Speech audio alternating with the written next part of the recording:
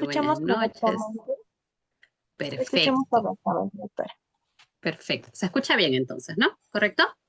Correcto. Perfecto. Muchísimas gracias. En primer lugar, muy buenas noches a cada uno de los participantes que se han unido a este cuarto módulo que vamos a desarrollar hoy. Como siempre, agradezco a la invitación a esta institución por tenerme en cuenta, tenerme presente para el desarrollo de temas como estos relacionados al derecho administrativo. Hoy vamos a abordar un tema muy interesante que forma parte de este cuarto módulo. Como ya me presentaron, mi nombre es Isabel Pimentel y desarrollaré eh, en esta sesión de hoy los principios del procedimiento administrativo, principios en realidad que son el sustento, el fundamento para todo procedimiento administrativo e incluso general, quiero decir, y para todo procedimiento administrativo específico también, ¿no? O especial. Así que hoy también conversaremos sobre los sujetos del procedimiento administrativo. Es importante conocer o recordar, en este caso, cuáles son los deberes, por ejemplo, que tiene el administrado como sujeto del procedimiento y también los que tienen la administración, ¿no? ¿Cuáles son esos deberes, esa obligación que tienen, esos deberes que tienen para con los administrados, ¿no? Más aún cuando ya son parte del procedimiento administrativo. Eso es importante tenerlo en cuenta. Así que hoy vamos a comentar un poco qué es el procedimiento administrativo, cuál es la norma que regula este procedimiento administrativo, pues la norma principal. Vamos a desarrollar, comentar estos principios del procedimiento administrativo, que los encontramos en el artículo 4 del título preliminar del, del texto único ordenado de la ley, y ya después voy a hacer algunos comentarios también para diferenciar en cuanto a la ley propiamente de procedimiento administrativo general y el texto único ordenado de esta ley. Vamos a desarrollar hoy, no tal cual como se encuentra regulado en la ley, quiénes son los sujetos del procedimiento, tanto los administrados como las autoridades administrativas.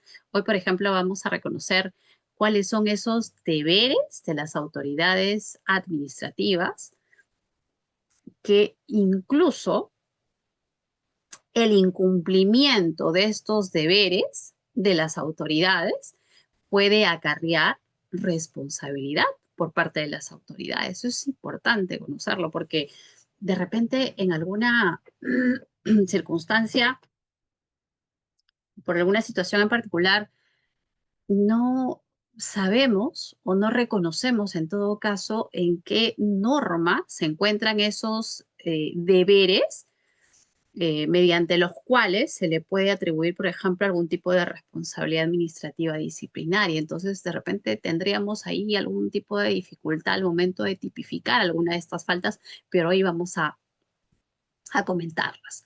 Y también cuáles son los derechos y deberes, ¿no? Obligaciones recíprocas de las partes. Entonces, miren todos estos temas que vamos a desarrollar hoy, señores. Están cordialmente invitados entonces ustedes a estar atentos a este módulo. Empecemos entonces con este primer tema. Vamos a conceptualizar, ¿no? Que este procedimiento administrativo está constituido por una serie de actos a través de los cuales se concreta una actuación administrativa, pero para la realización de un fin específico. Entonces, representa la vía formal de la producción de los actos administrativos. Ahora, cuando nosotros, por ejemplo, nos referimos a un acto administrativo, cabe precisar que la definición como tal del acto administrativo la vamos a encontrar en el artículo 1, en el artículo primero de la ley de procedimiento, el texto único ordenado de la ley de procedimiento administrativo general. Y recordemos que este acto administrativo son justamente aquellas declaraciones de las entidades, ¿correcto?, que están destinadas a producir efectos jurídicos. Pero sobre los intereses, obligaciones o derechos de los administrados respecto a una situación en concreto. Ese es el concepto que tenemos en el artículo 1 del texto único ordenado de la Ley de Procedimiento Administrativo General. Y no olvidemos, señores, que este acto administrativo también debe de cumplir con requisitos de validez. ¿Y dónde encontramos esos requisitos de validez? En el artículo 3 del texto único ordenado de la Ley de Procedimiento Administrativo General. ¿Cuáles son esos requisitos? ¿Por qué es importante que ese acto administrativo entonces también cumpla con requisitos de validez? Pues porque este artículo lo exige en primer lugar, ¿no? Y porque de esa forma se va a constituir la validez de dicho acto que va a ser emitido por la entidad. Entonces, ¿qué se requiere para que este acto administrativo sea válido? Que sea emitido por una autoridad competente. Y justo hoy vamos a referirnos a estos deberes de las autoridades administrativas, que es uno de los sujetos del procedimiento administrativo. Vamos a también a considerar que este artículo 3 del texto único ordenado de la Ley de Procedimiento Administrativo General señala que, mejor dicho, exige que este acto administrativo también debe de tener un objeto o contenido, que es el segundo requisito. El tercero es su finalidad pública. El cuarto, la motivación. Qué interesante este cuarto requisito. Debe de estar debidamente motivado. Y ojo, que este requisito, señores, está relacionado con uno de los principios que vamos a comentar hoy, que es uno de los principios, no quiero decir el más importante, porque considero que todos son importantes, pero sí este principio llamado debido procedimiento es aquel que se encuentra presente durante todo el procedimiento administrativo. ¿Y por qué tiene esta característica particular este principio? Porque contiene deberes, derechos y garantías a favor del administrado. Entre ellos, la motivación, ¿no? Que como vemos es un requisito del acto administrativo. Y también el procedimiento regular, que todo acto administrativo debe de cumplir con un procedimiento regular. Entonces, hemos ya comentado, ¿no? Cuál es este concepto del procedimiento administrativo, que nos hemos referido teniendo en consideración el artículo 1 del texto único ordenado de la Ley de Procedimiento Administrativo General en cuanto a la definición del acto administrativo, y a su vez hemos también indicado cuáles son estos requisitos de validez al emitirse un acto administrativo. Ahora, yo ya lo he citado, pero ahora quisiera que ustedes me indiquen cuál es esa norma básica y común que regula el derecho administrativo. ¿Cuál será, señores? ¿Cuál será esa norma entonces que regula todos los conceptos que vamos a desarrollar hoy y que seguramente ustedes lo irán desarrollando también en los siguientes módulos? ¿Cuál será? Hemos escuchado por ahí seguramente de esta ley tan importante que es la Ley del Procedimiento Administrativo General, la Ley 27444.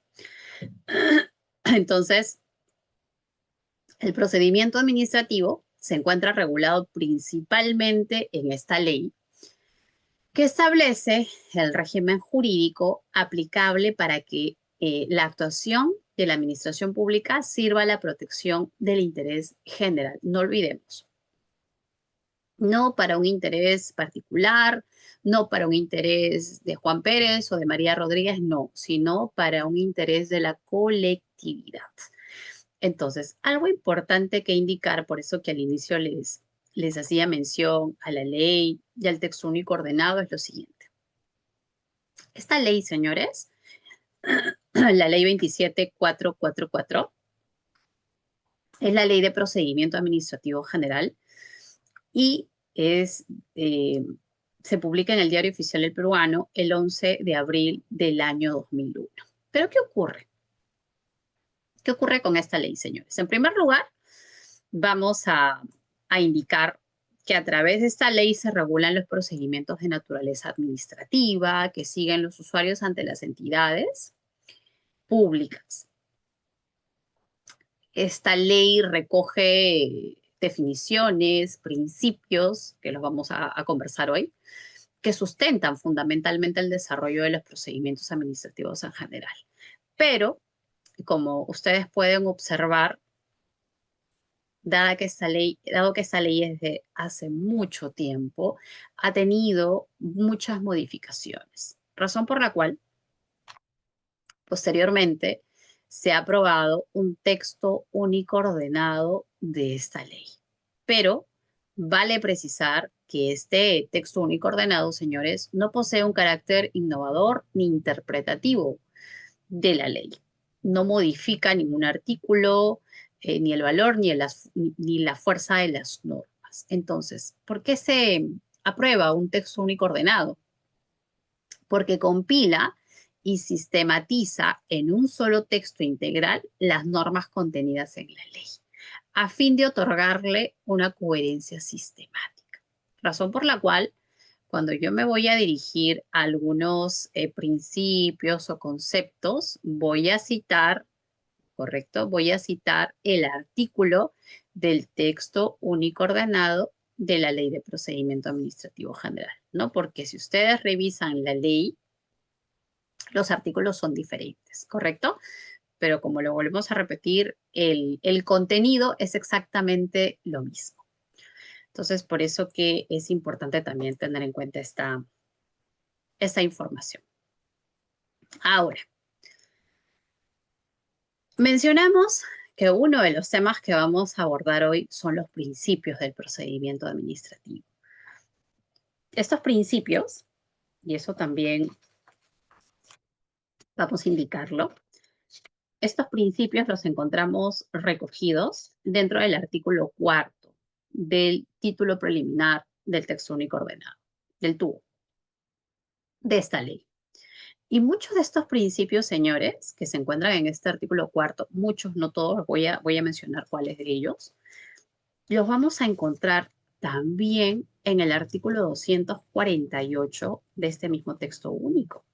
¿Pero por qué los vamos a encontrar aquí? Porque en el artículo 248 lo que se recoge son los principios de la potestad sancionadora administrativa que se aplican a los procedimientos sancionadores, ¿no? Entonces, es importante entonces considerar que tenemos principios que se encuentran dentro del aspecto general, por decirlo así, correcto, como principio del procedimiento administrativo, y principios de la potestad sancionadora. Y algunos de ellos los tenemos tanto en la parte general como en la parte especial.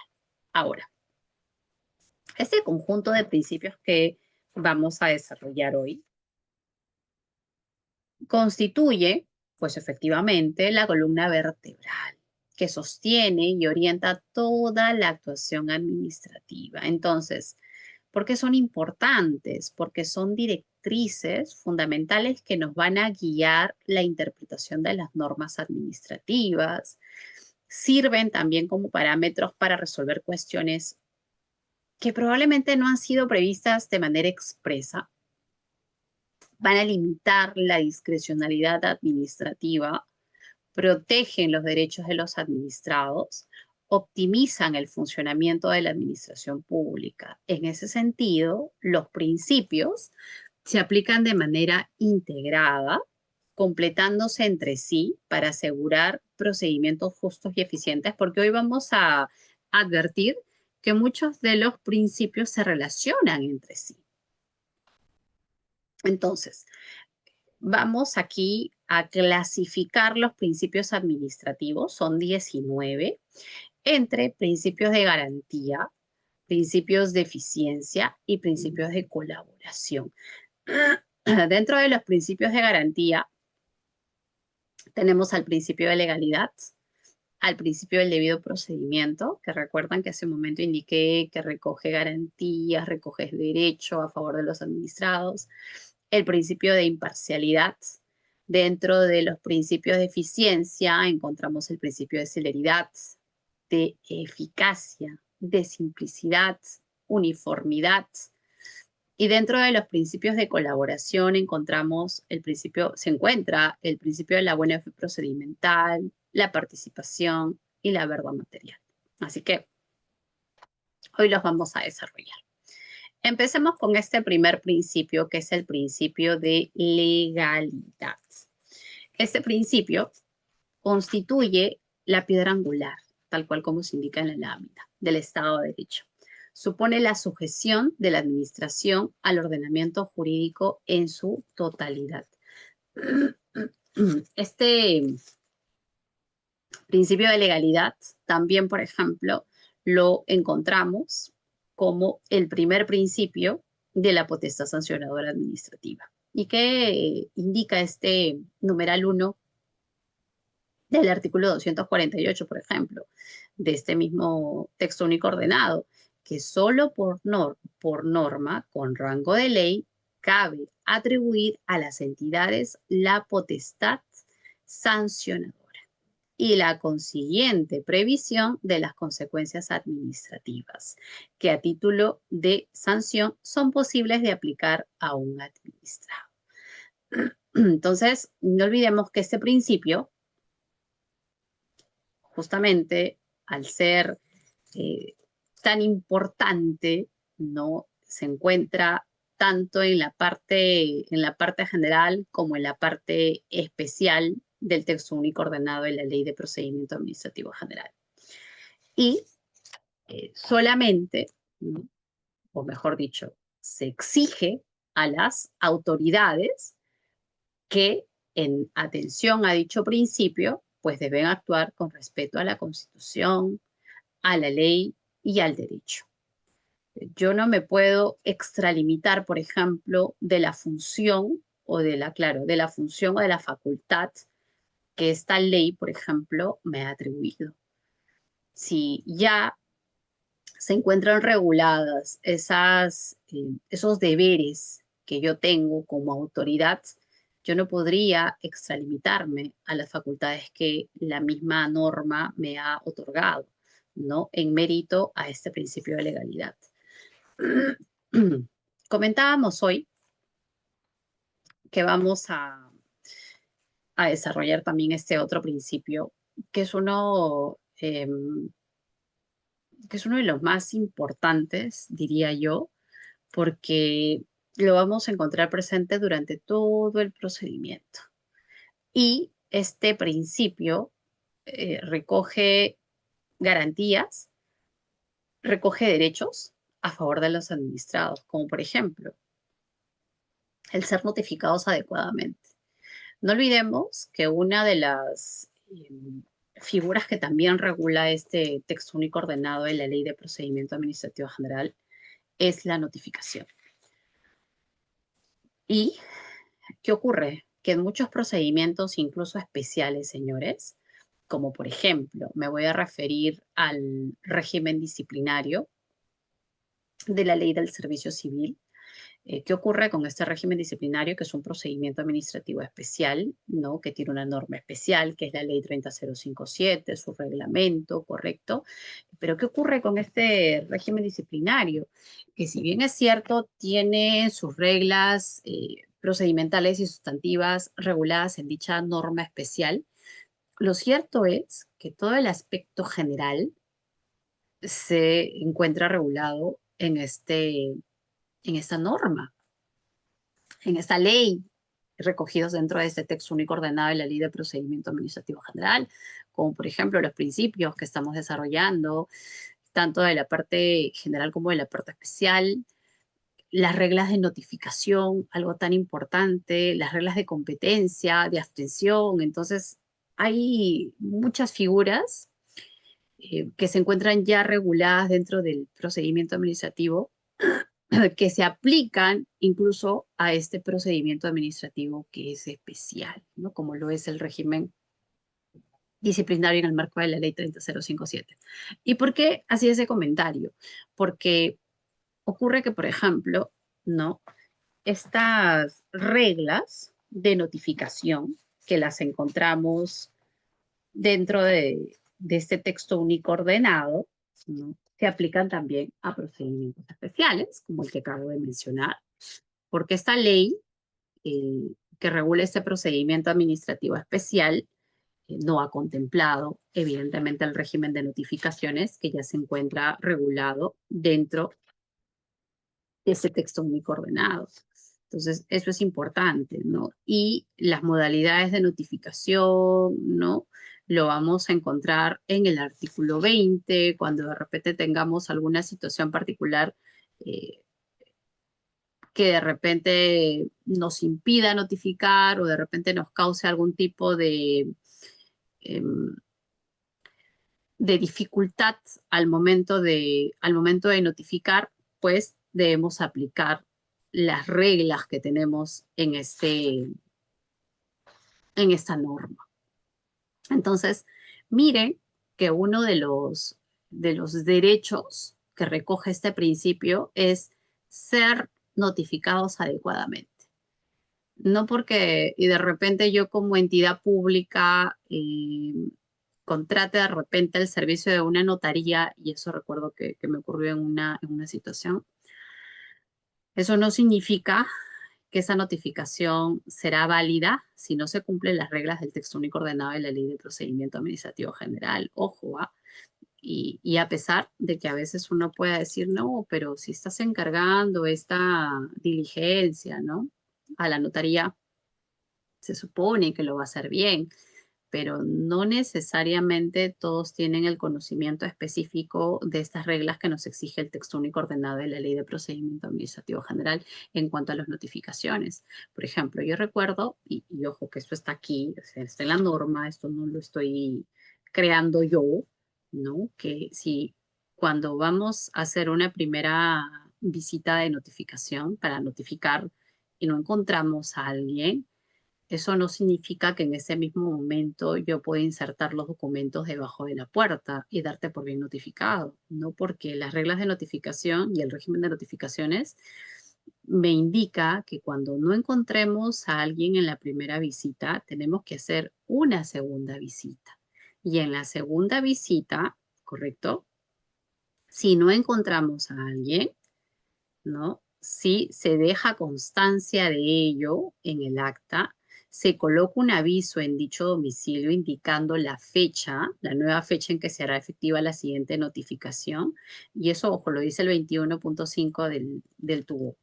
Y si tampoco indica dicho numeral, pudiera entregar directamente la notificación en la nueva fecha, se dejará debajo de la puerta un acta conjuntamente con la notificación. Entonces yo les comento una experiencia que tuve. En un expediente encargamos la notificación, porque este era un domicilio en provincia, me parece que fue en Ancash, y encargamos a una notaría para que haga la notificación. Y fueron a notificar al domicilio, no encontraron a nadie en la primera visita e inmediatamente insertaron el documento debajo de la puerta. Y posteriormente ese acto, esa notificación se cuestionó porque no se había cumplido con las reglas del tubo. Entonces miren la importancia, razón por la cual forma parte de este principio. Y cuando tú no cumples con una garantía o con un derecho del administrado, pues evidentemente vulneras el debido procedimiento, vulneras este principio. Por eso la importancia de conocer estas reglas. Ahora, ¿qué otro derecho recoge este principio? Pues acceder al expediente. Recuerden que cuando un administrado es sujeto de un procedimiento, pues esa condición le otorga derechos, que hoy los vamos a conocer. Y cuando ya un sujeto, al formar parte de un procedimiento, tiene la condición de administrado, ¿correcto? Pues esa condición le otorga ese derecho de poder consultar la documentación relativa evidentemente a su procedimiento, pero en cualquier momento de su tramitación. Yo, por ejemplo, si soy administrado, no puedo o no debería, voy a decir en condicional, no debería enviarte de repente un documento o solicitar tu autorización o que de repente me indiques una fecha y una hora para poder acceder a esa documentación. No, yo puedo acceder en cualquier momento de su tramitación porque soy parte de ese procedimiento y tampoco lo podría pedir por transparencia, por ejemplo, ¿no? Porque este procedimiento está vinculado a mi persona. Otro de los derechos que forman parte de este principio,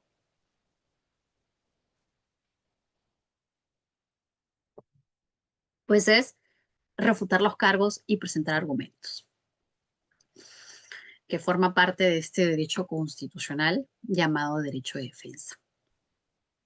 Ante imputaciones administrativas, yo me puedo defender, pero ojo, para yo poder defenderme, porque imaginemos que a Juan Pérez le inician un procedimiento administrativo disciplinario en su entidad. Y ojo, en este caso, Juan Pérez ahora tiene la condición de administrado. En algunas ocasiones me dicen, pero Isabel, si Juan Pérez es un servidor, sí, correcto, pero en este caso se ha iniciado un procedimiento administrativo disciplinario en el marco de las facultades que tiene la entidad para ejercer su potestad sancionadora, porque probablemente pues hay algún tipo de indicio, ¿no? Que ha llevado a la entidad a tomar esta decisión de iniciar procedimiento administrativo disciplinario, razón por la cual ahora Juan Pérez, al ser un servidor público, tiene la condición de administrado, ¿no? Porque forma parte de un procedimiento. Y para que Juan Pérez pueda ejercer su derecho de defensa, pues lo mínimo que puede exigir es que esta imputación que le atribuye su entidad debe ser clara, debe ser precisa, debe ser concreta para que él pueda defenderse. Porque de lo contrario, ¿bajo qué argumentos podría defenderse Juan Pérez si ni siquiera se le ha hecho una imputación clara? Por ejemplo, no voy a citar una de las faltas que se encuentran en el artículo 85 de la ley 30057, ¿no? Para seguir en este ejemplo, la falta de negligencia en el desempeño de las funciones. Esta falta, por ejemplo, que la encontramos en el literal D del artículo 85, eh, y es importante que les comente esto porque esto me va a conllevar también a poderles compartir una información. Antes del 1 de abril del año 2019, cuando se atribuye esa falta, señores, de manera tan genérica, no porque, por ejemplo, se decía Juan Pérez cometió la falta de negligencia en el desempeño de sus funciones, pero Juan Pérez no sabía a qué función específica se refería la entidad, porque la entidad no se tomó el trabajo de indicar, en primer lugar, cuál era esa función que habría cometido de forma negligente. Y en segundo lugar, ni siquiera habría indicado en qué instrumento de gestión de repente se encuentra esa función que le están atribuyendo que la cometió de manera negligente. Entonces, ¿por qué es importante esa fecha que he mencionado? Porque a partir del 1 de abril del año 2019 se publica un precedente de observancia obligatoria que los invito a revisarlo, que es la resolución de Sala Plena 1/2019, que eh, es un precedente administrativo referente a la aplicación del principio de tipicidad en la imputación de la falta administrativa disciplinaria de la negligencia en el desempeño de las funciones. Entonces, no solamente eh, se tiene en consideración dentro de los fundamentos jurídicos el principio de tipicidad, sino también el principio de legalidad y este principio que estamos desarrollando, que es el principio del debido procedimiento. Entonces, se exige, ¿correcto? A partir de esa fecha, 1 de abril del año 2019, que cuando una entidad, por ejemplo, impute la falta de negligencia en el desempeño de las funciones, tiene que precisar de manera correcta a qué función se está refiriendo que Juan Pérez la cometió de forma negligente. Y no solo eso, sino que como entidad yo tengo la obligación de incluso indicarle a Juan Pérez en qué instrumento de gestión se encuentra esa función que yo la estoy atribuyendo que la cometió de manera negligente. Entonces, miren la importancia de este principio. Les voy a compartir aquí en el chat el número de la resolución para que ustedes también la puedan revisar con mayor detenimiento, ¿no? Porque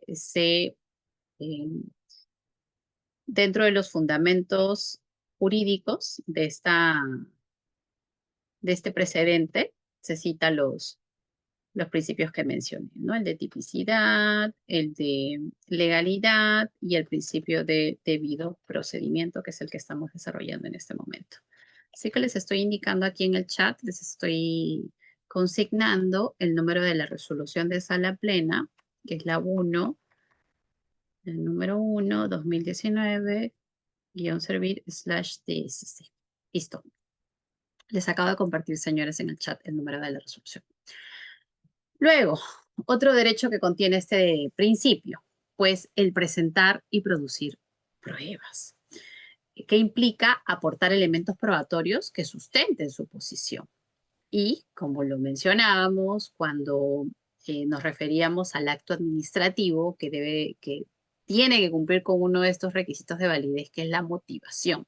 Comentaba que este requisito, que es la motivación, estaba relacionado con uno de los derechos que también forman parte de este principio, que es el derecho que tiene todo administrado a obtener una decisión motivada, a recibir resoluciones que están fundamentadas en derecho y que también, ojo, sean emitidas dentro de un plazo razonable. Yo como entidad no solamente, y digo esto porque me parece importante, no solamente me debo preocupar por de repente emitir mis actos administrativos previo a la fecha límite que tengo. O lo debo emitir de repente el último día o el penúltimo día del plazo límite que tengo, porque sé que a partir del día siguiente esto prescribiría.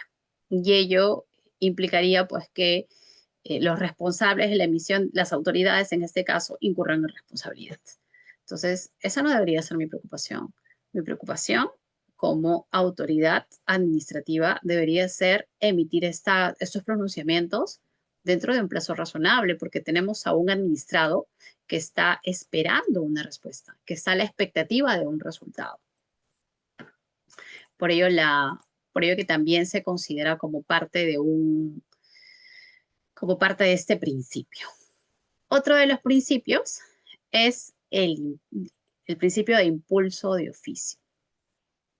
Este principio otorga a la administración, especialmente a las autoridades administrativas, la responsabilidad de conducir activamente el procedimiento, sin esperar necesariamente la actuación del administrado. Y si de repente tenemos un acto, una actuación que nosotros mismos dentro de la entidad podemos promoverlo, pues lo promovemos. Y por ejemplo, esta es una de las características que tiene este nuevo reglamento de la Ley de Transparencia y Acceso a la Información. Ustedes saben que el año pasado se modificó el reglamento de la Ley de Transparencia y Acceso a la Información después de muchísimos años, más de 20, y dentro de las novedades, por decirlo así, que tenemos dentro de este nuevo reglamento de la Ley de Transparencia y Acceso a la Información, es que cuando, por ejemplo, se recibe una solicitud de acceso a la información y esta de repente está mal dirigida, ¿no? Entonces, justamente en mérito a este principio, ¿no? Lo que corresponde es que quien recibió esa solicitud lo pueda remitir, siempre y cuando conozca esa información, quien tenga esta información, quien posea la información, pueda remitirlo, ¿correcto?, a la autoridad competente, porque aquí la finalidad es tener resultados, en este caso, otorgar esa información que se ha solicitado, ¿no?, a través de transparencia y acceso a la información pública. Entonces, es una de las novedades que podríamos decir que tiene este reglamento de la Ley de Transparencia y Acceso a la Información Pública relacionado a este principio. Continuemos entonces. Luego tenemos el principio de razonabilidad. Antes que lo olvide. Estoy avanzando y no lo indiqué, lo voy a indicar en este momento. Hemos desarrollado el principio de legalidad, que comenté que lo encontrábamos en la parte también especial, como un principio de la potestad sancionadora. El principio del debido procedimiento también, señores. No solamente lo encontramos en la parte general, sino también en la parte especial, como principio del procedimiento, como en la potestad sancionadora. Y lo mismo ocurre con este principio, el principio de razonabilidad, que también lo encontramos aquí, ¿correcto? Y que se menciona al respecto sobre este principio, que las decisiones administrativas deben mantener la debida proporción entre los medios y fines, especialmente en qué circunstancias, cuando se crean obligaciones, al establecer deberes para los administrados, ¿correctos? Estos deben ser proporcionales al fin público que se persigue, cuando se califican las infracciones, porque la tipificación debe guardar relación, y esto es importante, con la gravedad de la conducta y el bien jurídico protegido. Cuando se imponen sanciones, porque estas deben ser proporcionales a la infracción cometida y considerar las circunstancias del caso. Respecto a este punto, sí es necesario mencionar que el principio de razonabilidad, y ojo, vale resaltar que ese es el nombre del principio, porque en muchos casos, y eso lo he visto en una pregunta de un examen, no confundamos la proporcionalidad que forma parte del principio. Pero si en algún momento nos preguntan, por ejemplo, ¿no? ¿Cuál no es un principio de repente del procedimiento administrativo? Y de repente tenemos ahí el principio de proporcionalidad y pensamos que sí, pero en realidad no. El principio se denomina razonabilidad. Entonces, ¿qué ocurre con ese principio de razonabilidad cuando nos referimos a este punto sobre la imposición de sanciones? Ocurre que este principio, como parte de la potestad sancionadora, indica que efectivamente las sanciones deben aplicarse guardando una proporcionalidad al incumplimiento calificado como infracción. Y ocurre que el numeral 3 del artículo 248 de este TUO ha considerado algunos criterios para la graduación de la sanción. Entre ellos, el beneficio ilícito, la probabilidad de detección de la infracción, la gravedad del daño, el perjuicio económico causado, la reincidencia, las circunstancias de la comisión de la infracción, la existencia o no de intencionalidad de la conducta del infractor. Y solo como dato adicional, señores, les comento. Regresemos al ejemplo de Juan Pérez, a este servidor que le iniciaron procedimientos porque ha cometido una falta de negligencia en el desempeño de sus funciones. Les comentaba que tenemos una ley especial que regula este régimen disciplinario, ¿no? En el marco de la ley 30057.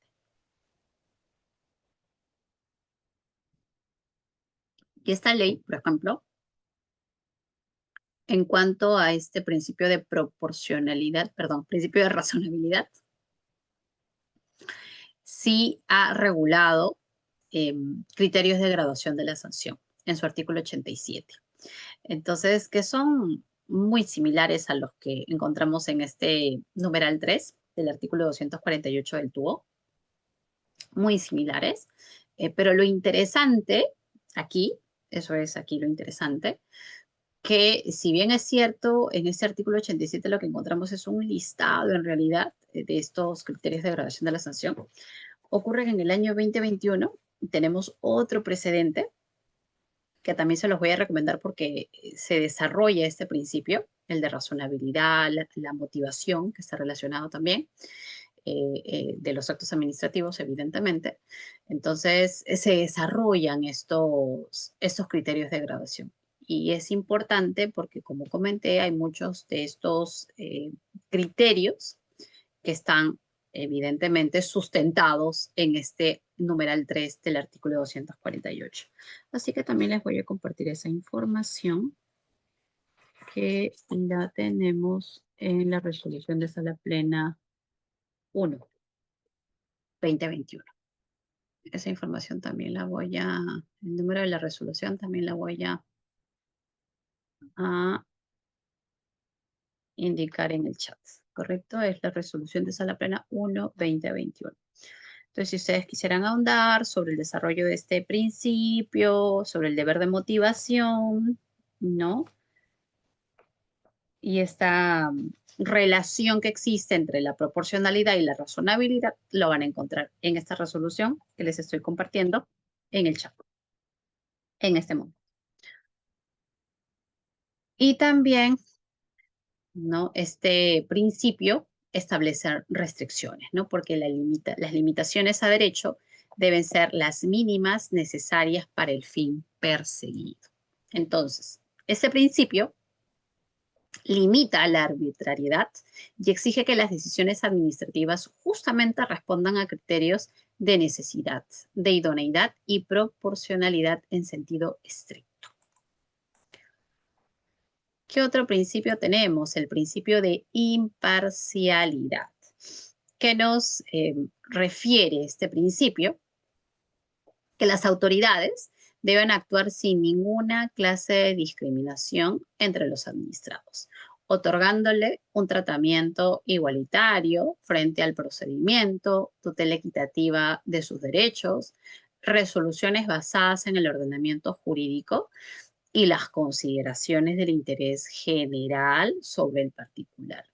Y si de repente existiera alguna situación que le impida a la autoridad administrativa poder conservar este principio, pues evidentemente tenemos para ello unas causales de abstención que se encuentran previstas en el artículo 99, ¿no? Y el procedimiento a seguir si, por ejemplo, alguna autoridad se encuentra dentro de esta situación, se tiene que seguir el artículo 100, 101 que regula el procedimiento. ¿Cuál es el procedimiento que se sigue ante una abstención, ¿no? Porque la autoridad competente no debería de vulnerar este principio de imparcialidad. Eso es importante considerarlo. Otro principio es el principio de informalismo, que nos exige este principio que las normas procedimentales deben interpretarse en beneficio del administrado. Tiene como finalidad este principio facilitar el acceso a la administración y evitar el rechazo por parte de la administración, evidentemente, por alguna cuestión de formalidad. También este principio de informalismo pues hace referencia a la subsanación de defectos, que los errores formales pueden corregirse durante el procedimiento, los límites, ya que la flexibilidad no debe afectar derechos de terceros ni el interés público. Entonces, este principio, ¿cuál es la finalidad de este principio? Pues eliminar los obstáculos formales que pudieran impedir la resolución de fondo de las pretensiones de los administrados, privilegiando el contenido sobre la forma. Eso es lo que nos exige este principio. El principio de presunción de veracidad. ¿En qué consiste?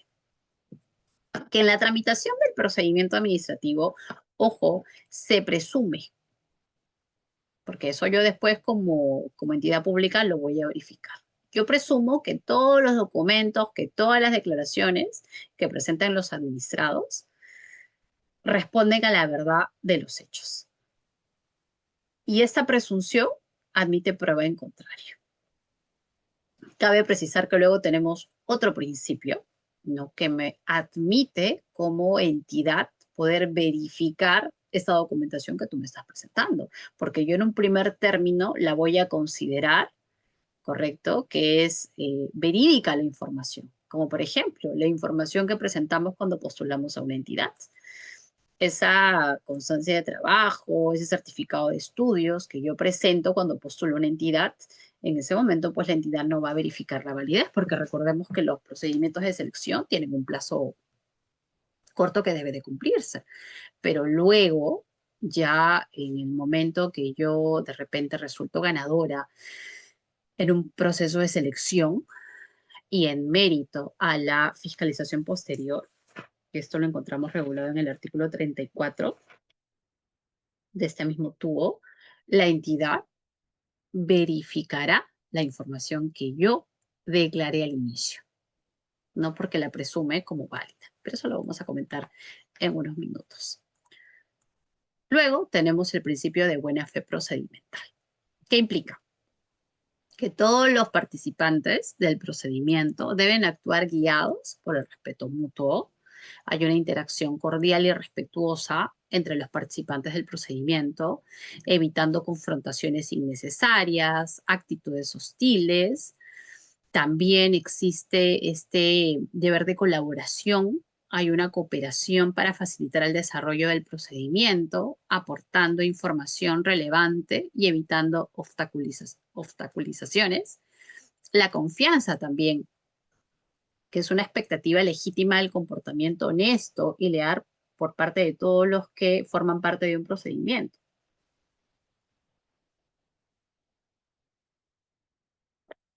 Entonces, la autoridad administrativa no puede actuar contra sus propios actos, salvo en los supuestos de revisión de oficio, ¿no? Que la misma ley ha contemplado. El principio de celeridad, pues este principio busca dotar al procedimiento de una máxima dinámica posible, sin sacrificar las garantías, evidentemente, del debido procedimiento. Ya hemos citado cuáles son esos derechos, garantías que tiene todo administrado. Y, por ejemplo, ¿qué forma parte de este principio? Evitar actuaciones procesales que sean innecesarias, eliminar formalismos que no son esenciales, agilizar la tramitación de los expedientes, reducir plazos de resolución. Les voy a poner un ejemplo. Este año, por ejemplo, se modificó varios artículos del reglamento del Tribunal del Servicio Civil. ¿Por qué lo cito?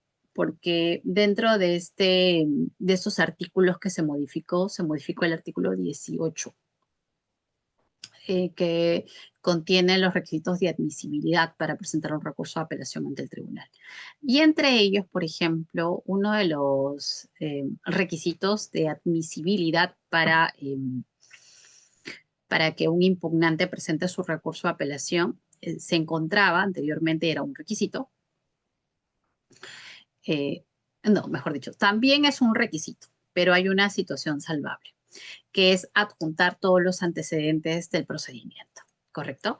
Pero cuando el impugnante no los adjunta, anteriormente, pues sí tenías que observar ese incumplimiento de requisito, pero con esta nueva modificación, se exige ahora que las entidades lo puedan derivar, porque ¿qué ocurre? Recuerden que cuando uno presenta un recurso de apelación, si bien es cierto, quien lo va a resolver es el Tribunal del Servicio Civil, pero uno lo presenta ante la entidad, ¿correcto? La entidad lo recibe, la entidad observa, no revisa, pero sí observa estos requisitos de admisibilidad.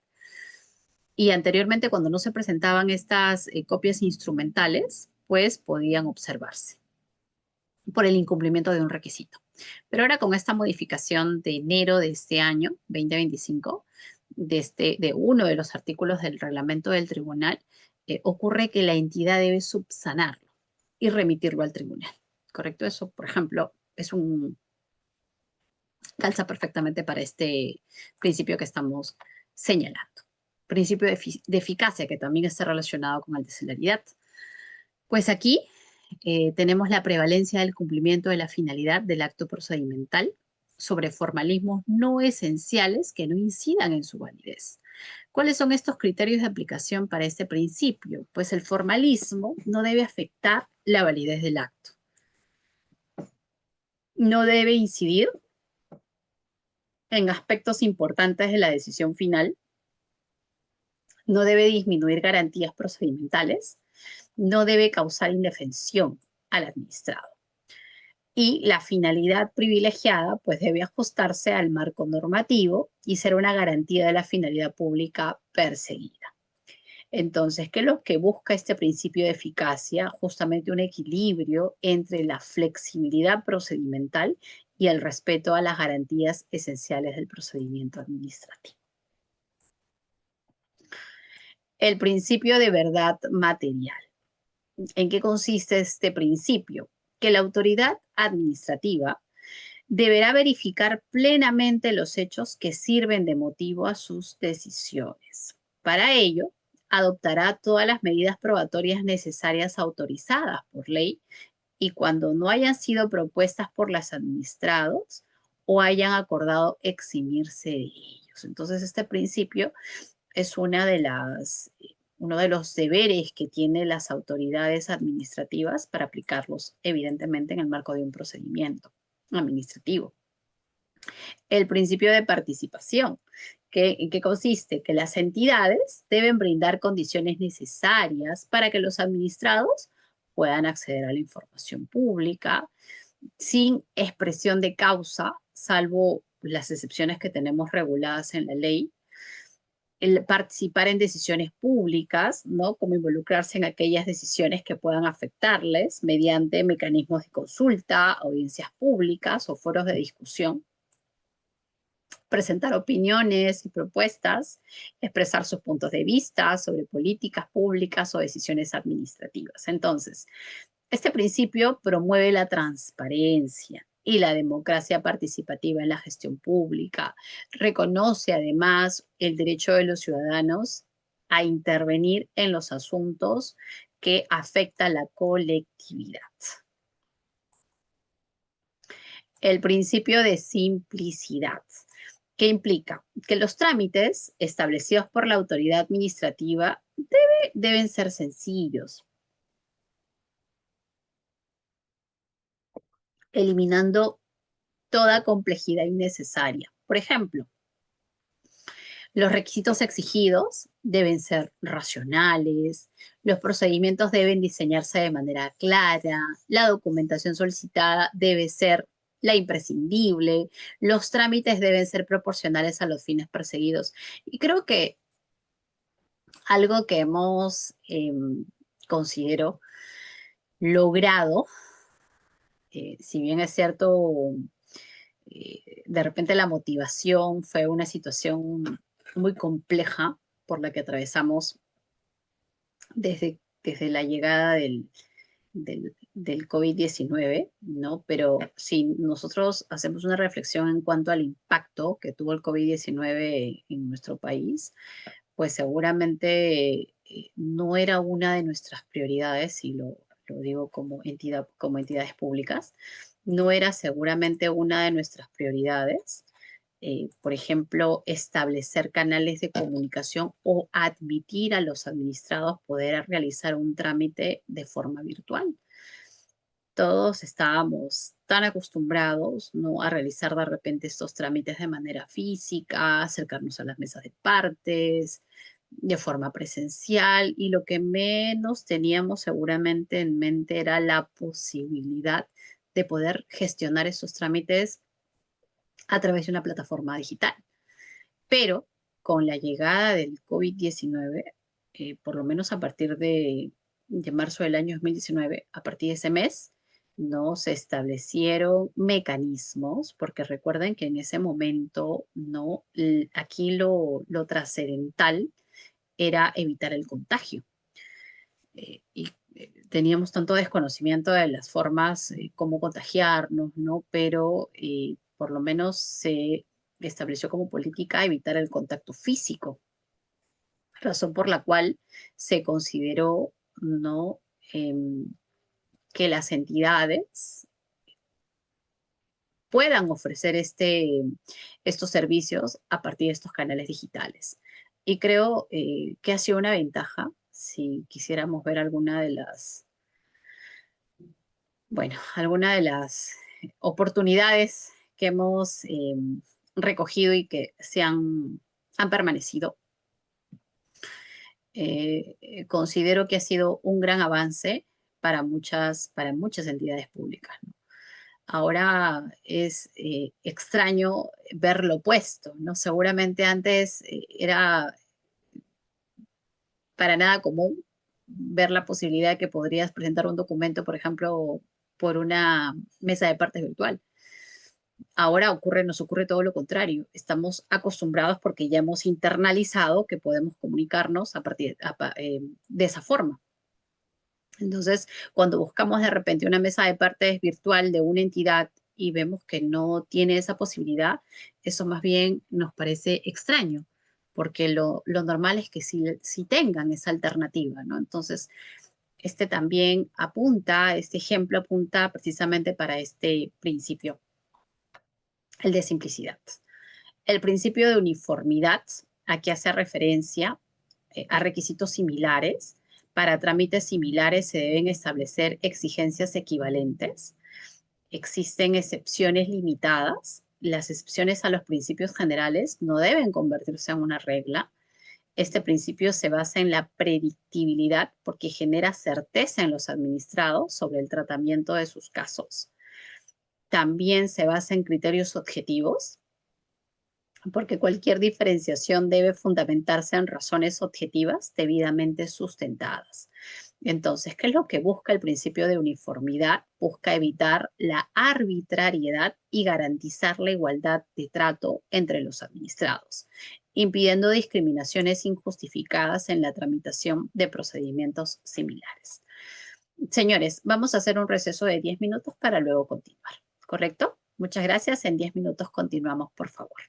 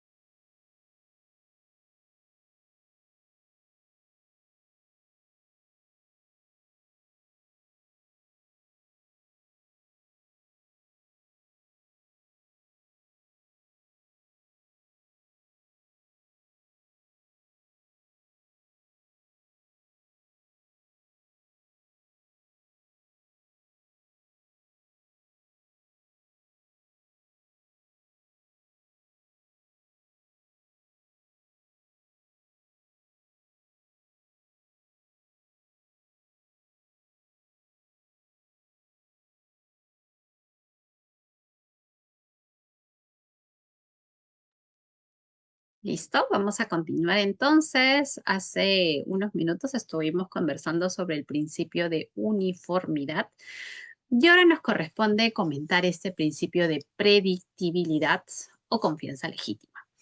Pues, ¿en qué consiste?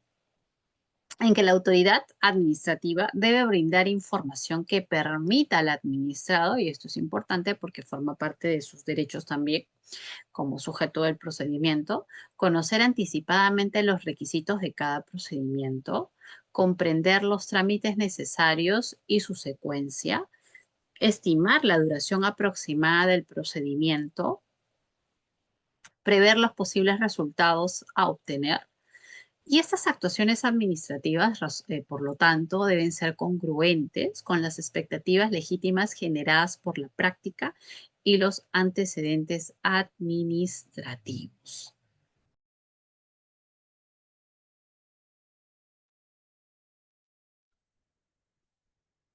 Otro principio que les comenté hace un momento, que estos están relacionados entre sí, este principio, que es el principio de privilegio de controles posteriores, se relaciona con el principio de presunción de veracidad. ¿Por qué? Porque ocurre que, si bien es cierto, la administración, cuando recibe los documentos que presentamos los administrados, ¿no?, presumen su veracidad, ¿correcto? Lo cierto es que, en atención a este otro principio, eh, la entidad puede, o mejor dicho, realiza la fiscalización posterior de estos documentos. Entonces, razón por la cual la entidad se reserva este derecho de comprobar la veracidad de información y el cumplimiento normativo. Entonces, para ello tenemos este procedimiento regulado en el artículo 34 y que debe hacerlo, no es una opción. Si yo, por ejemplo, no continúo con el ejemplo que puse, que compartí al momento que comentábamos este principio de verdad material, cuando yo postulo una entidad a en un concurso público, en un concurso de selección, postulo de repente pues a un cargo de, no sé, imaginemos, de asesoría jurídica. Postulo un cargo, declaro haber tenido experiencia en una determinada entidad o haber realizado algún determinado curso o diplomado, y luego, concluido el proceso, me declaran ganadora. La entidad, en atención a este principio, pues realiza una fiscalización posterior de los documentos que yo he presentado. Y en el supuesto que de repente alguno de estos documentos que presenté no son veraces, ¿no? Esto puede tener como consecuencia que se me inicie un procedimiento administrativo disciplinario, ¿correcto? Por haber presentado información eh, inexacta o falsa.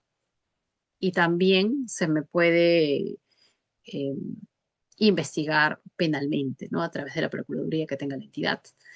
Entonces, este principio es importante porque permite agilizar los procedimientos administrativos sin renunciar a los controles necesarios, trasladándolos en una etapa posterior. Porque, como efectivamente mencionamos, esta verificación o esta fiscalización evidentemente no lo puedo hacer durante el procedimiento, porque durante el proceso, perdón, ¿no? Porque el proceso de selección sabemos que tiene plazos cortos que hay que cumplir, que se deben de cumplir, razón por la cual eh, se verifican posteriormente.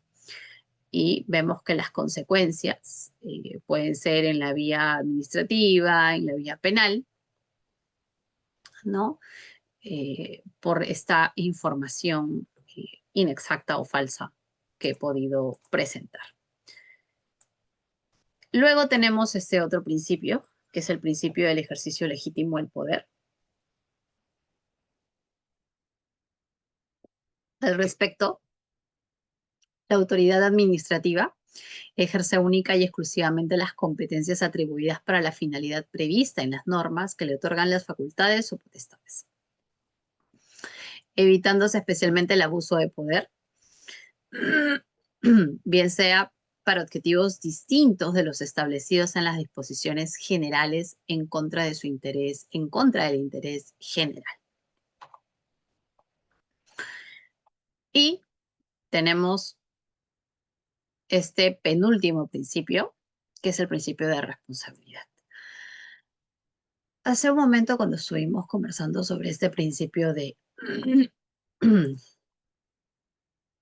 privilegio de controles posteriores, mencionamos que si de repente esta información que presento en un proceso de selección se, se verifica que efectivamente es una información exacta o falsa, eh, pues esa conducta tiene o puede ser investigada en la vía administrativa, en la vía penal. Eso me conlleva a este otro principio. ¿Por qué? ¿Qué ocurre? Que las autoridades, las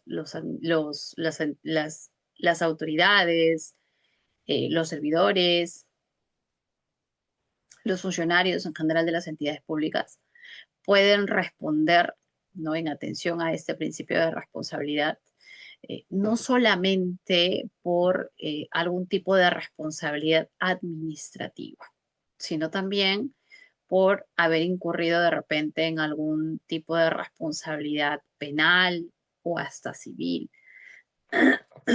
Y el fundamento de lo que comento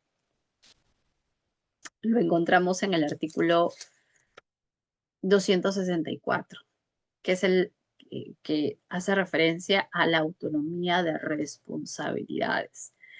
¿Y qué nos indica este artículo?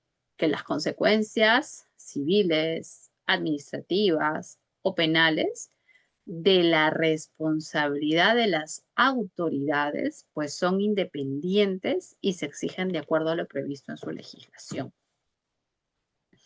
Entonces, esto es importante, ¿no? Porque comprende tanto a las entidades como a sus funcionarios o servidores, quienes van a asumir las consecuencias de sus actuaciones según el ordenamiento jurídico del tipo de responsabilidad que deben asumir o responder.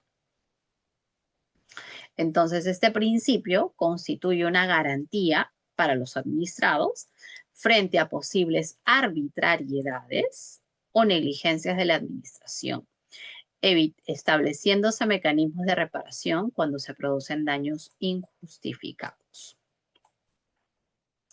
Y finalmente, el principio de acceso permanente.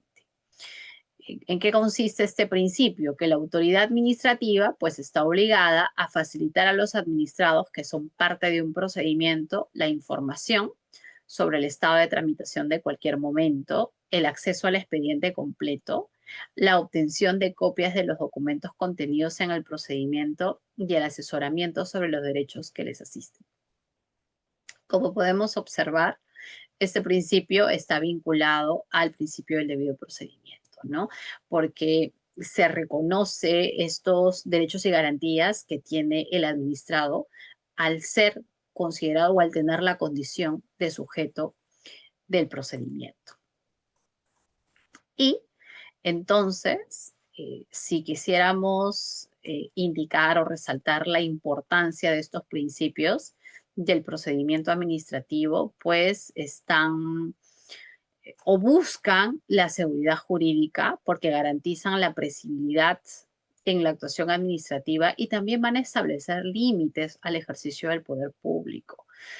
Salvaguardan además las garantías de los administrados frente a posibles arbitrariedades que de repente las entidades puedan tener en contra de ellos o de repente algún tipo de excesos también que se pueda cometer, y orientación interpretativa, porque sirven como criterios para resolver algunas lagunas, algunos vacíos normativos que podamos encontrar y guiar la aplicación de estas disposiciones administrativas, ¿no? Por ello, la importancia de estos principios administrativos. Ahora, También señalamos que otro de los temas que vamos a abordar son los sujetos del procedimiento administrativo. ¿Quiénes son? Tenemos a los administrados, que son personas naturales o jurídicas que participan en el procedimiento, ya sea como promotores o como afectados por la decisión a adoptarse. Y la autoridad administrativa, que son los agentes de las entidades que conducen o participan en la gestión de los procedimientos administrativos. Entonces, esta relación que existe entre los sujetos, entre estos sujetos, tanto entre los administrados como las autoridades administrativas, pues se enmarca en un conjunto de derechos y deberes recíprocos que van a garantizar el equilibrio y la justicia procedimental. Ahora bien, ¿cuáles son estas características que tiene de otro lado la autoridad administrativa? Pues ejerce potestades públicas porque va a actuar en nombre del Estado y está investido de las prerrogativas que el ordenamiento jurídico ha considerado para la autoridad. Participa en la gestión de los procedimientos porque va a intervenir en cualquiera de las fases del procedimiento, tanto en el inicio, en la instrucción, en el fin del procedimiento, y va a operar también bajo cualquier régimen jurídico, ¿no? Puede ser funcionario, de carrera, designado o cualquier otra modalidad de vinculación con la administración pública. Entonces, esta condición de autoridad administrativa está ligada al ejercicio de la función pública y no necesariamente al vínculo laboral que pueda generar con la entidad. Ahora bien, ¿cuáles son los derechos de los administrados? Ya que hemos indicado, tal como lo refiere la ley, quiénes son los sujetos del procedimiento, ahora nos vamos a referir a los derechos que tienen los administrados. Pues, al tener esta condición de administrados, pues gozan de un amplio catálogo de derechos que van a garantizar esta participación durante el procedimiento administrativo y su defensa frente a alguna posible arbitrariedad que pueda generarse dentro de un procedimiento. Entonces, estos derechos constituyen el núcleo de las garantías procedimentales y su respeto es esencial para la legitimidad de la actuación administrativa. Por ejemplo, dentro de los derechos que tienen los administrados es la precedencia en la atención, este derecho a ser atendidos, guardando riguroso orden de ingreso, evitando algún tipo de favoritismo, algún tipo de trato preferencial injustificado, porque de repente tienen alguna relación, alguna cercanía con alguna persona, ¿no? Tienen el derecho de acceder a la información del expediente en cualquier momento en que sean parte y obtener copias de los documentos, ¿no? Evidentemente, asumiendo el costo de la reproducción de la documentación, pero sí pueden acceder en cualquier momento a toda la información que se recabe durante el procedimiento. A tener un trato justo, un trato respetuoso e igualitario, en condiciones de igualdad con los demás administrados, no sin que se prime alguna condición particular porque de repente se conoce algún otro administrado. Y también tiene derecho a acceder a la información sobre los fines, competencias, funciones, organigramas de las entidades. Ahora bien, también tienen derecho a ser informados en procedimientos de oficio sobre su naturaleza, alcance, plazo estimado, a conocer cuáles son sus derechos, sus obligaciones durante el procedimiento, a recibir información veraz, completa y confiable sobre cada trámite, a conocer la identidad de las autoridades y personal responsable de la tramitación.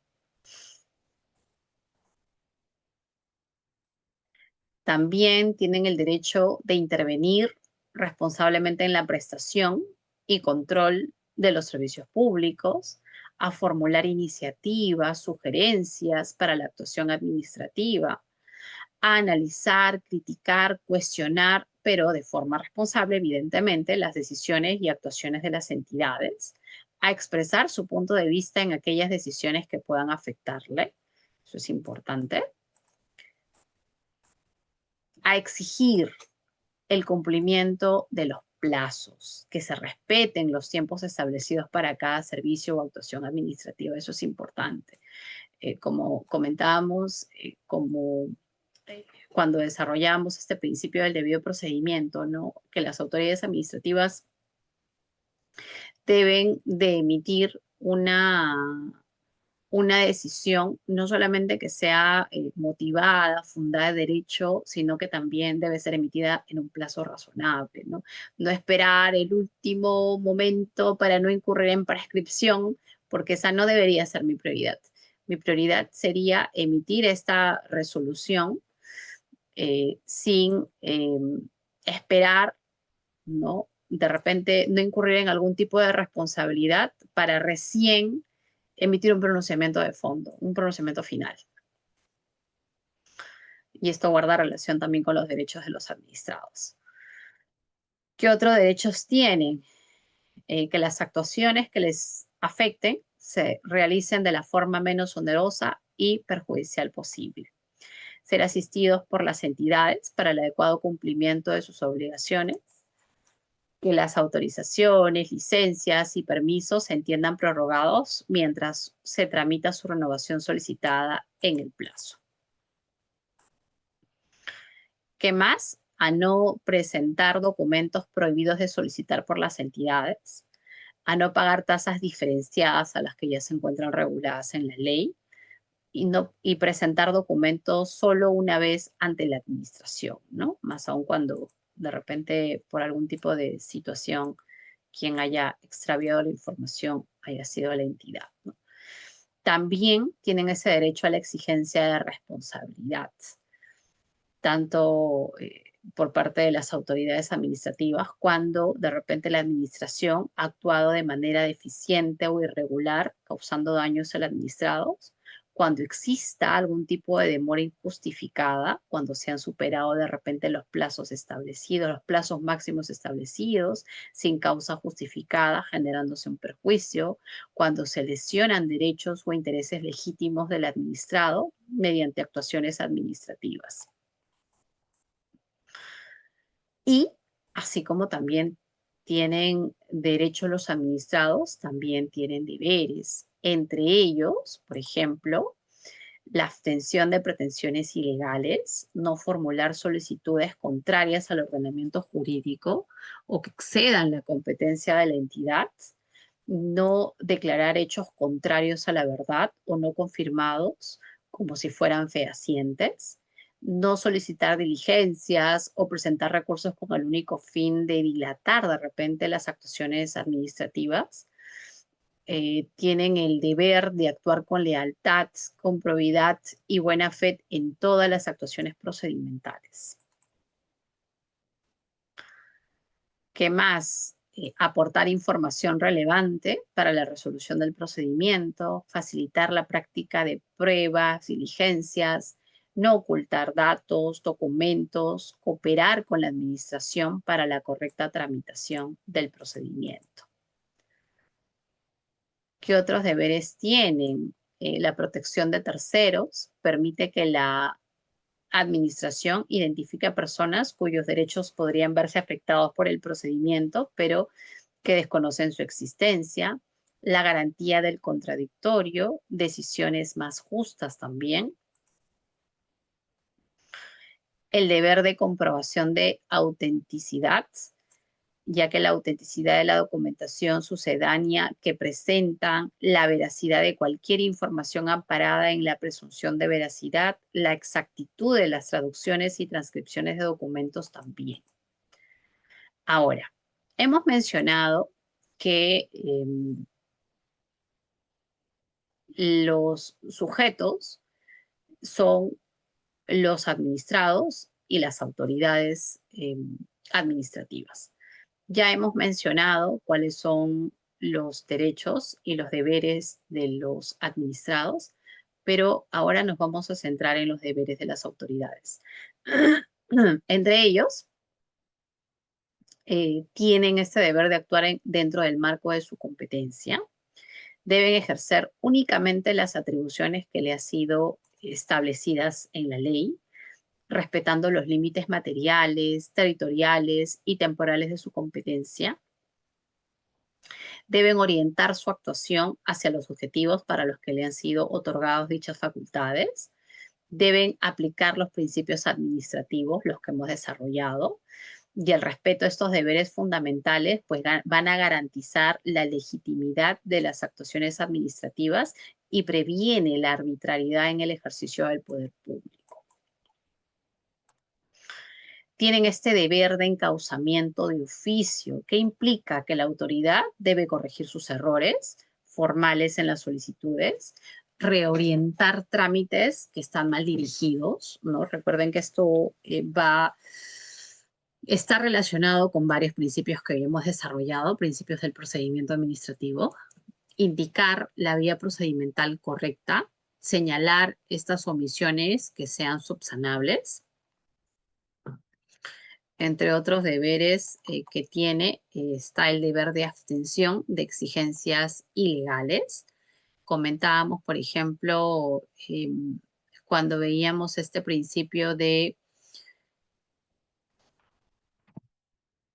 imparcialidad, ¿no? Que las autoridades no deben actuar en el marco de un interés personal de alguien de repente que conozcan, que tienen algún tipo de vínculo familiar, amical, no, porque evidentemente es contrario a este principio que se les exige. Ahora, cuando nosotros nos referimos a este deber de abstención de exigencias ilegales, pues no pueden exigir documentos o condiciones que no estén contemplados en la ley. No pueden imponer procedimientos o gestiones adicionales a los que ya se encuentran establecidos en la ley. No pueden solicitar datos o documentos irrelevantes o desproporcionados para la finalidad del procedimiento. No pueden requerir abono de tasas o derechos no previstos legalmente por montos superiores a los establecidos.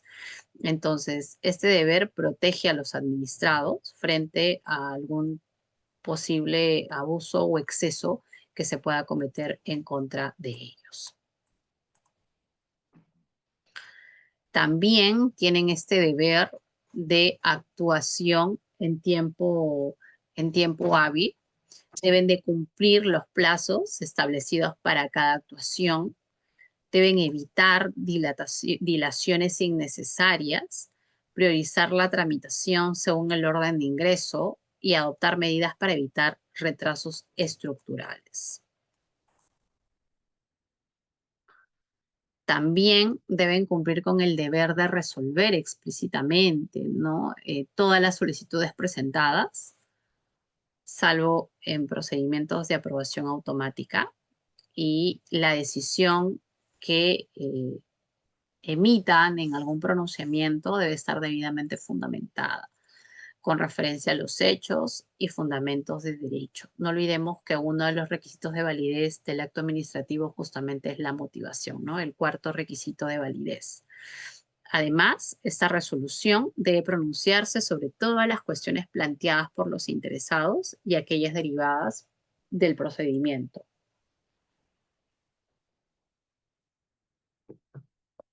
Y estas deben emitirse en un plazo establecido en cada procedimiento.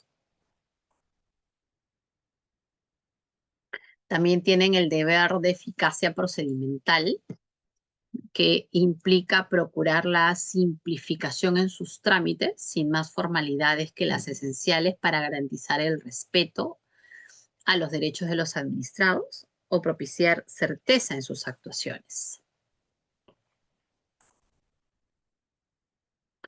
El deber de interpretación favorable, que implica que las autoridades deben interpretar las normas administrativas de forma que mejor atienda la finalidad pública al cual se dirigen, preservando de forma razonable los derechos de los administrados. Entonces, este deber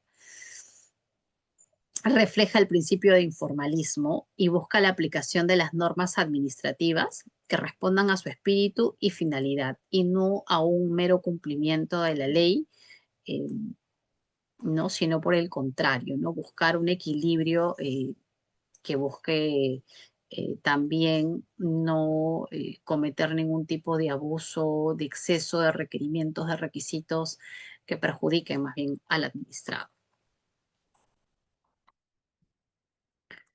¿Qué otro deber tiene? De facilitar el ejercicio de derechos procedimentales, remover obstáculos para su realización efectiva, asistir a los administrados con dificultades especiales, prevenir situaciones que puedan vulnerar derechos. El deber que tienen de habilitar espacios adecuados también, tanto espacios físicos, no áreas específicas para la consulta de documentos, con mobiliario adecuado, iluminación suficiente y privacidad necesaria, así como también medios digitales, ¿no? Como las plataformas digitales que ahora pues la gran mayoría de entidades pone a disposición de todos los administrados en general. Entonces, para concluir, señores, este cuarto módulo que hemos desarrollado, hoy hemos abordado estos principios que forman parte del procedimiento administrativo, como estos principios que los vamos a clasificar de esta forma, como principios de garantía, donde vamos a encontrar el principio de legalidad, del debido procedimiento, de razonabilidad, de imparcialidad. Tenemos otro grupo de principios de eficiencia, donde encontramos el principio de celeridad, eficacia, simplicidad, uniformidad.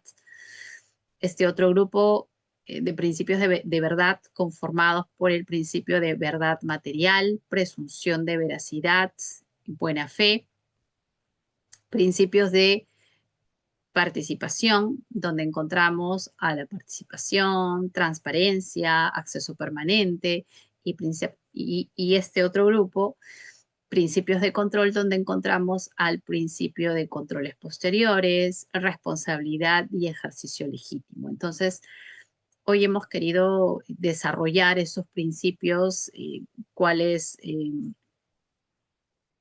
cuál es el fundamento, el sustento de cada uno, cómo se relacionan muchos de estos principios entre sí, cómo encontramos estos principios no solamente en la parte general, sino también en la parte especial como principios de la potestad sancionadora. Y no olvidemos que estos principios conforman un sistema integrado que orientan toda la actuación administrativa y sirven como un parámetro de validez de los actos administrativos, ¿no? Más aún cuando probablemente encontremos algún tipo de vacío, algún tipo de contradicción, nos van a permitir interpretar este tipo de situaciones.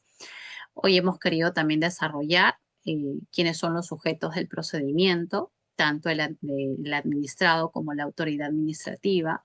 Hemos podido recordar hoy que los administrados, así como tienen derechos, también tienen deberes dentro del procedimiento y las autoridades administrativas tienen varios deberes que son exigibles por parte de los administrados a efectos de que no se incurra en ningún tipo de abuso o de exceso, ¿no? En el ejercicio de sus funciones. Entre estos derechos que tienen los administrados, pues encontramos este trato igualitario, respetuoso, acceso a la información, participación en el procedimiento, garantías procesales, simplificación documental, exigencia de responsabilidad. Dentro de estos deberes que tienen los administrados, pues encontramos o se exige la conducta procedimental, la colaboración, la veracidad, la identificación de terceros. Y estos deberes que tienen las autoridades, por ejemplo, tenemos el encauzamiento de oficio, la resolución expresa, la eficacia y celeridad. Entonces, señores, hemos concluido este módulo cuarto. quisiera agradecerles por su valioso tiempo de conectarse, ¿no? De buscar espacios académicos que finalmente nos permitan tener este intercambio de ideas, de posiciones, ¿no? De poder compartir de repente a través de lo que la misma norma señala en cuanto a estos temas que hemos abordado hoy. Y también agradezco la invitación, como siempre, de la institución por invitarme al desarrollo de este tema. Quisiera saber si hay alguna pregunta respecto a lo que hemos desarrollado. Por favor, podrían aprovechar estos minutos. De lo contrario, voy a dar las conclusiones de este tema, ¿no? Eh, Señalando que este procedimiento administrativo es un instrumento para la realización del derecho material y la satisfacción no de un interés particular o personal de alguien específico, sino del interés de la colectividad. Entonces, estos principios que se recogen dentro de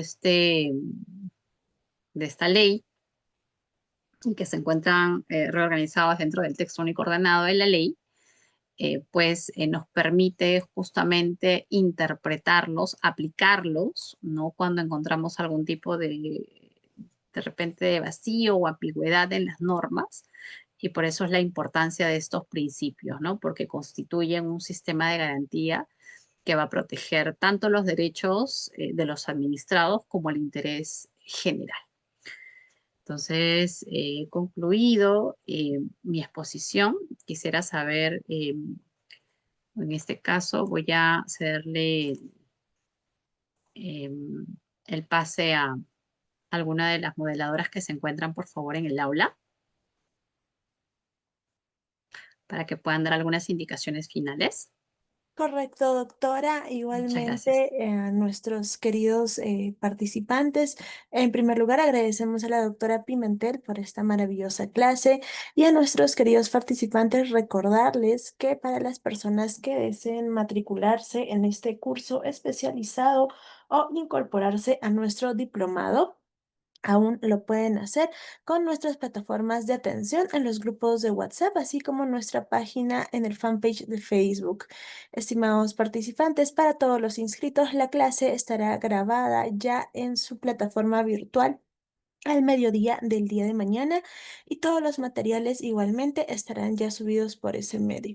Igualmente, me parece, querida doctora, que tenemos una pregunta por el chat. Sí, justamente la estoy revisando. Muchas gracias. La voy a contestar. Tengo aquí una pregunta en cuanto a la validez de una notificación por correo electrónico. Perfecto. Voy a contestar esta pregunta teniendo en consideración, en primer lugar, el régimen de notificaciones, ¿no? Comentábamos la importancia de las notificaciones, ¿no? Siguiendo, evidentemente, las exigencias o el régimen de notificación que se encuentran regulados en el TUO de la Ley de Procedimiento Administrativo General. ¿Y qué se indica respecto a la notificación electrónica?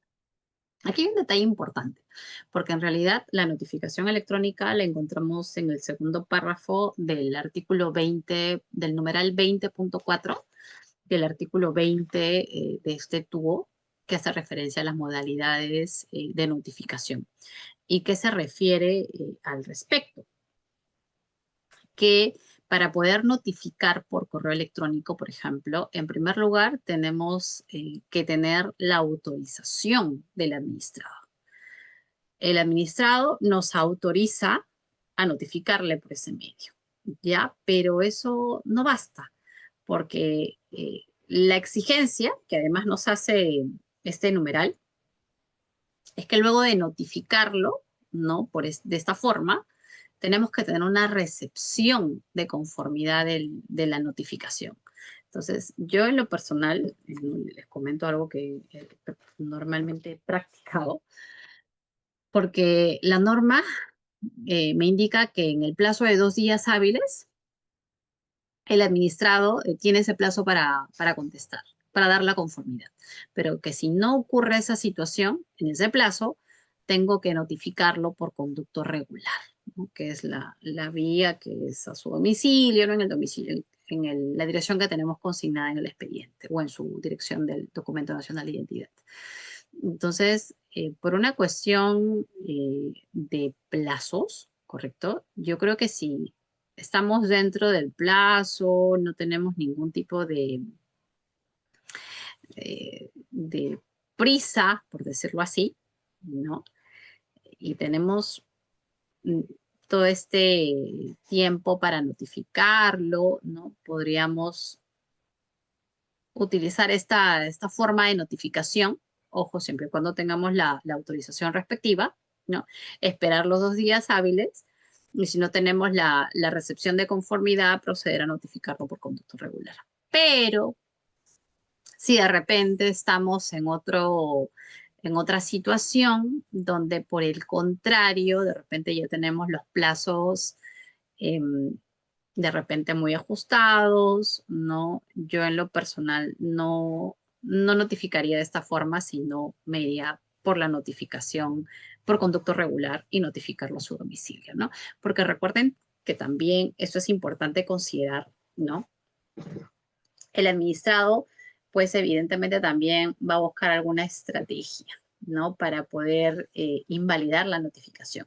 Entonces, siempre hay que tener mucha cautela al momento de notificar, ¿no? Pero, estimada, para contestarte, o estimado, perdón, el procedimiento lo tenemos en el artículo que indiqué, ¿no? En el 20.4 del artículo 20 del texto único ordenado de la Ley de Procedimiento Administrativo General.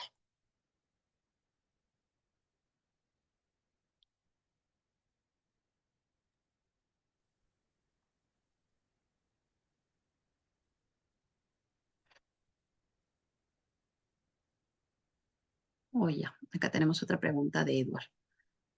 ¿Qué nos dice? Ujú.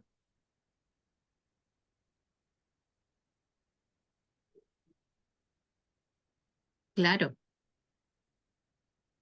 claro, estimado Edward, claro que sí.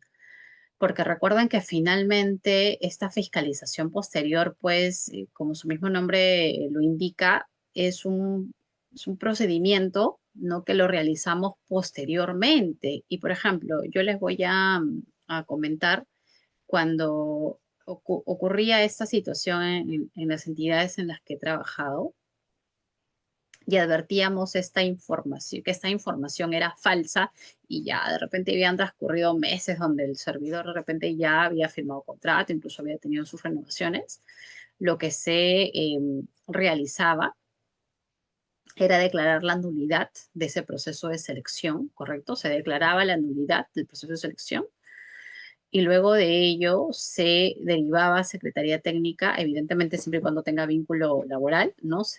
Porque estoy haciendo referencia a un proceso de selección para un concurso público.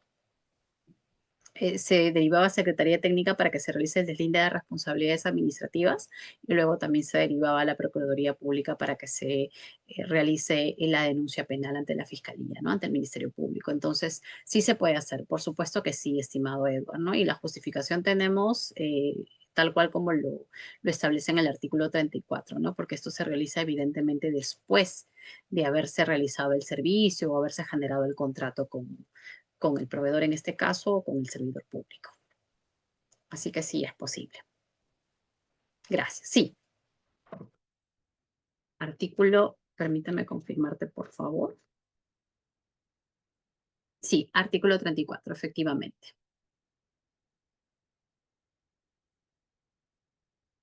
Ujú. Ah, interesante tu pregunta, Alexander.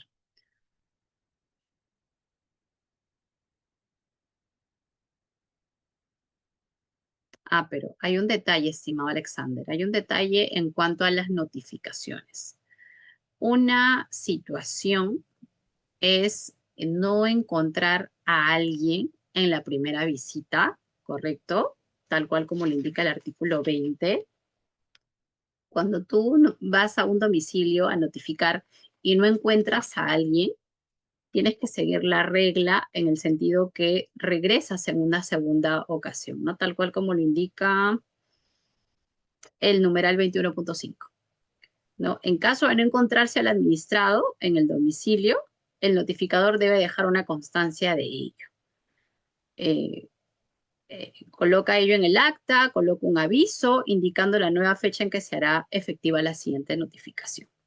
Si tampoco pudiera entregar directamente la notificación en la nueva fecha, se deja bajo puerta. Esa es una situación. Pero hay otra situación, estimado Alexander, que es cuando tenemos una negativa, que es lo que tú me preguntas. Entonces, cuando tenemos una negativa, aquí la situación cambia, porque miren lo que dice el 21.3 y te recomiendo que lo apliques en este caso puntual. El 21.3 nos dice, si ésta se niega a firmar o recibir copia del acto notificado, se hará constar así en el acta, teniéndose bien notificado. En este caso, la notificación dejará constancia de las características del lugar donde se ha notificado. Yo te comento, Alexander, que tuve un caso donde, bueno, curiosamente, bueno, esto también es un tema de estrategia, ¿no? Por parte de los administrados. Recuerdo que se inició procedimiento a una servidora y en la primera ocasión se le va a notificar y reciben el documento sin ningún inconveniente. Eso fue la primera ocasión para iniciar el procedimiento. Luego, cuando se concluye la fase instructiva, nuevamente el notificador se acerca al domicilio para notificar este informe. Y en esta segunda ocasión tenemos una negativa por parte de la persona. Salió una persona, nos dijo que no tenía ninguna autorización a recibir ningún documento. Pero el notificador fue al domicilio donde anteriormente lo había notificado. Tomó fotografías porque yo recomiendo que se tomen fotografías del domicilio para tener una constancia clara de las características del domicilio, ¿no? Para que no nos falte de repente algún dato, ¿correcto? Y no lo recibió.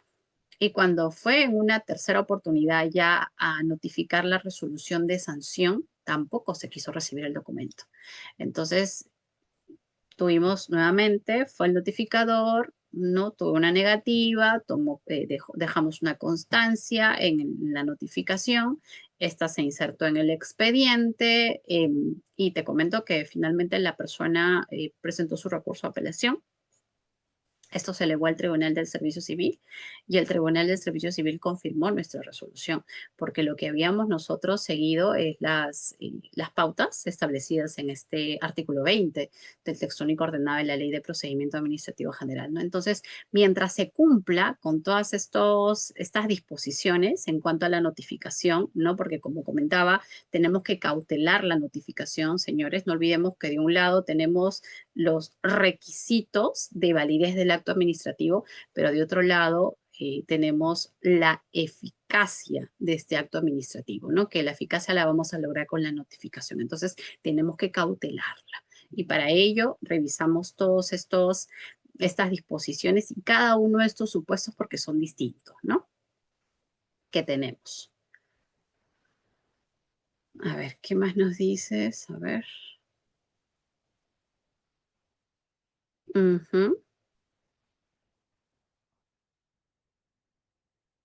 Claro. Sí, efectivamente, estimado Edward. Marcamos que hemos tenido una negativa por parte de la persona a quien hemos ido a notificar, ¿correcto? El notificador tiene que dar validez de este acto, ¿no? Y vas a adjuntar un acta con las características del domicilio de la persona que se ha negado a firmar. Sí, efectivamente, tal cual como lo indica la norma.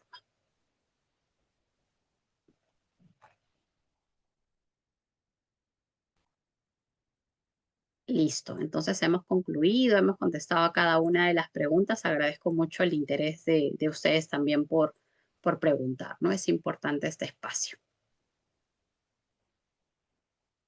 Muchísimas gracias, doctora, por sus amables respuestas. Igualmente, estimados participantes, agradecerles la participación e invitarlos a que se puedan certificar en este curso especializado y puedan participar en las siguientes sesiones de nuestro diplomado. Muchísimas gracias, doctora Pimentel, por su amable participación y ponencia, y nos vemos en una próxima ocasión. Muchas gracias. Claro que sí. Muchísimas gracias y muy buenas noches.